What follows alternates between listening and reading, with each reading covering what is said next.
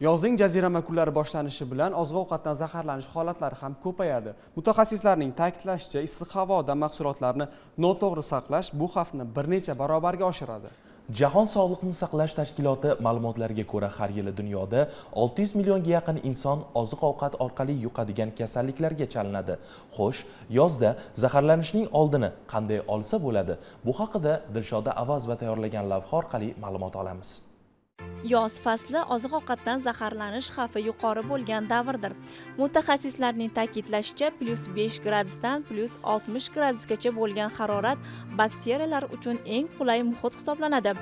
Ana shunday sharoitda ularning soni har 20 daqiqada 2 barobarga ko'payishi mumkin. Yoz faslida zaharlanishlarning ko'payishiga asosiy sabab bu albatta issiqlik.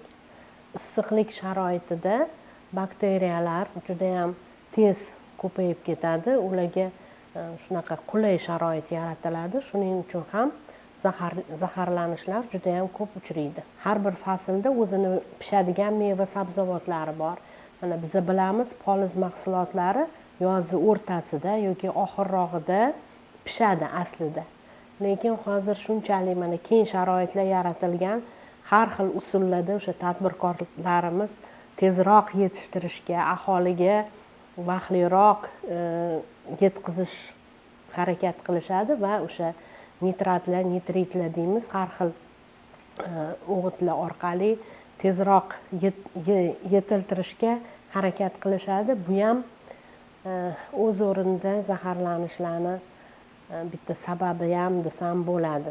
Zaharlanishning dastlabki belgilari bu ko'ngil aynash, haroratni ko'tarilishi, tez shu hojatxonaga borish, qorin og'rig'i, bosh og'rig'i bu dastlabki belgilari hisoblanadi. Ovqatdan zaharlanganda shifokorga murojaat etish kerak. Hech qanday o'zboshimchalik bilan davolanish yoki antibiotik qabul qilish umuman noto'g'ri hisoblanadi. Oziq-ovqatdan zaharlanishning oldini olish uchun bir nechta oddiy qoidalarga amal qilish kifoya. Qo'l va oshxona anjomlarini doimo toza saqlash, xom va pishgan mahsulotlarni aralashtirmaslik, go'sht, tuxum va baliqni to'liq pishirish hamda tayyor ovqatni xona haroratida 2 soatdan ortiq qoldirmaslik lozim. Agar havo harorati 32 gradusdan yuqori bo'lsa, bu muddat 1 soatgacha qisqaradi. Bolalar, homilador ayollar va keksa yoshdagi insonlar xavfli guruhga kiradi. Ular tezroq moyilligi ko'proq bo'lishi mumkin ovqatdan zaharlanishga boshqa yoshli insonlardan qaraganda. Uy sharoitida konservalar tayyorlash tavsiya etilmaydi. Chunki konserva zavodlarida o'sha ularni maxsus o'sha yuqori darajadagi haroratda tayyorlanadi. Hammamiz o'rganib qolganmiz uy sharoitida tayyorlashga, lekin tavsiya etilmaydi. Konservalarni ishlatishdan oldin o'sha usti qismiga, qopqog'iga deymiz, albatta ahamiyat qaratish kerak. Oziq-ovqatda zaharlanishi profilaktikasi asosiy qoidalari bu birinchi o'rinda shaxsiy gigiyena. Hamma narsani toza saqlash, ikkinchidan o'sha xom mahsulotlar bilan pishgan mahsulotlarni ishlatishda mana taxtakachlar yoki pichoqlarni albatta har xil bo'lish kerak. Xom narsaga ishlatilganini pishgan narsaga ishlatilishi kerak emas.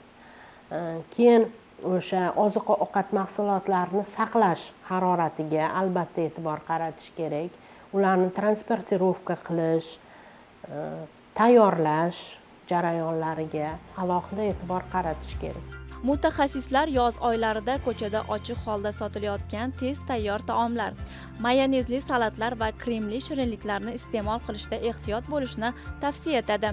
Eng muhimi, muzlatgich bakteriyalarni o'ldirmaydi, balki ularning ko'payishini sekinlashtiradi. Shuning uchun salomatlikni asrash avvalo mahsulotlarni to'g'ri saqlash va gigiyena qoidalariga amal qilishdan boshlanadi. Dilshoda Avazova, Kamoliddin Qurbonov bugun dasturi uchun.